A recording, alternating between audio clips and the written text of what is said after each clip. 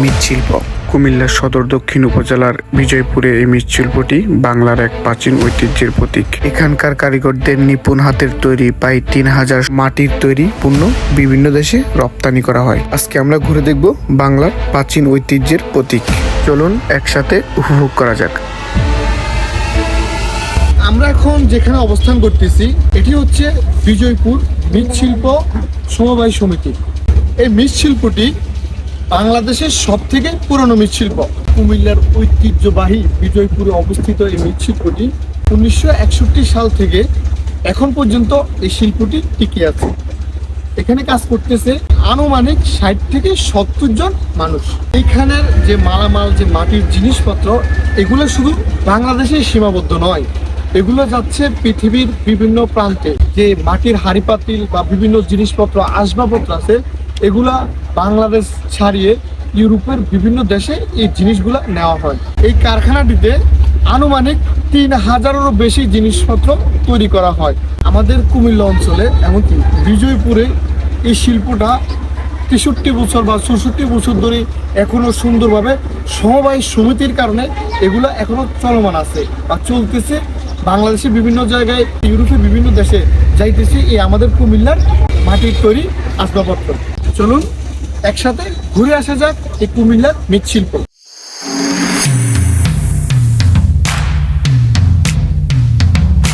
এটি হচ্ছে এঁটেল মাটি।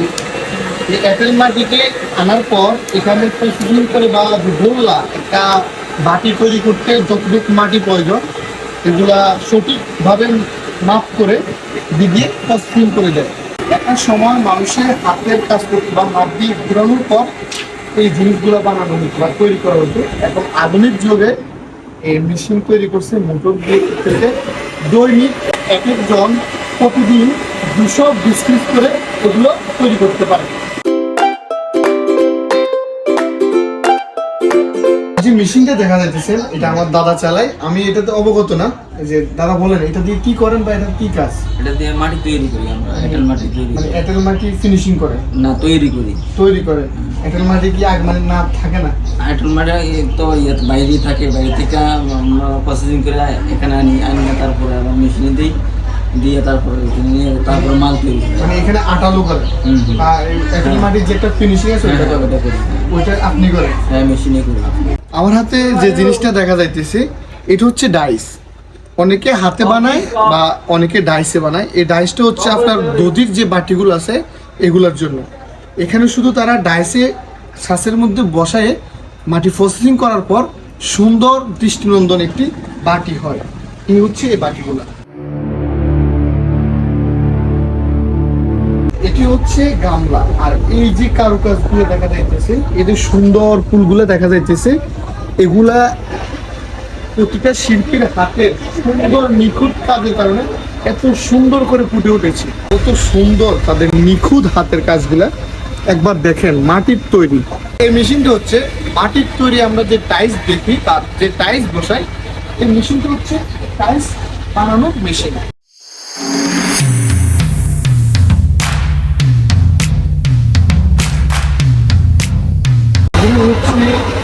এই কারখানা থেকে যারা অর্ডার করে মাল নেয় তাদের কোম্পানির নাম, তারা এখান থেকে মাটি দিয়ে ফিরে করে নাম লিখে তাদের যে জিনিসপত্র আছে ওইগুলো এখানে শ্বাস দিয়ে কিছু একটা তৈরি করতেছে। দেখি কি করতেছে, রাধাকৃষ্ণ তৈরি করতেছে। মানে এটা ওটা অ্যাডজাস্ট করার পর এখানে দাদু আপনার যে মাটিতে যে আদার্স যে জিনিসগুলো থাকে, কণা থাকে, বালি থাকে, ওইটা সাইড করে সুন্দর করে প্রসেসিং করে ওইখানে দিচ্ছে।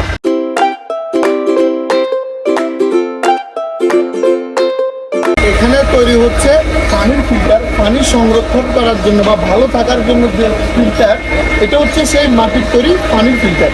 এখানে দাদা যে জিনিসটা তৈরি করতেছে এটার নাম হচ্ছে টেরাকোটা। মানে এই জিনিসটা পুরো একটা ওয়াল ফিল্টার বা ওয়ালে ফিট করা আর কি, কিন্তু হচ্ছে মাটির তৈরি টেরাকোটা।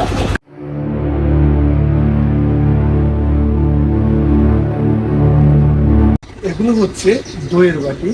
এগুলো 24 ঘন্টা পোড়ানোর পরই এরকম সুন্দর দৃষ্টিনন্দন একটি কালার আসছে। এখানে শুধু লাল কালারটা আগে করানো হয় মাটি পোড়ানোর আগে, আর এই কালারটা হচ্ছে অরিজিনাল কালার। এটাই হচ্ছে তারা নিচ দিয়ে নাক দিয়ে আগুন দেওয়ার পর উপরে রোদ ধোয়া ওঠে, আদা মাটি বা খড় দিয়ে লেপ দেওয়ার পর যখন নিচ দিয়ে আগুন জ্বলে এভাবে ধোয়া ওঠে, তারপরে এটা পরিপূর্ণভাবে পোড়ানো হয়। এই যে ছবিটা দেখা যাচ্ছে এটা হচ্ছে রং তৈরি করে, এখানে ফুটন্ত গরম পানিতে রংগুলো ছেড়ে দেওয়ার পর রং যেন পরিপূর্ণ হয় বা বিভিন্ন অনুমান বা অনুকরণ দেয়, রংগুলো যখন পরিপূর্ণ হয় তারপরে এগুলো বিভিন্ন জিনিসপত্র লাগায়।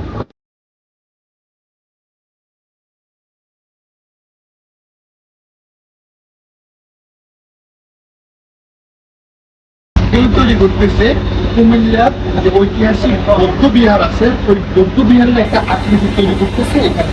সেই কুমিল্লা বৌদ্ধ বিহারের যে একটা আকৃতি বা ম্যাপ আছে, ওই জিনিসটা এখানে তৈরি করতেছে কাঁচা। এখন কিন্তু কাঁচা শুকানোর পর হয়তো রং করলো, রং করার পর আরো বেশি নরম লাগবে।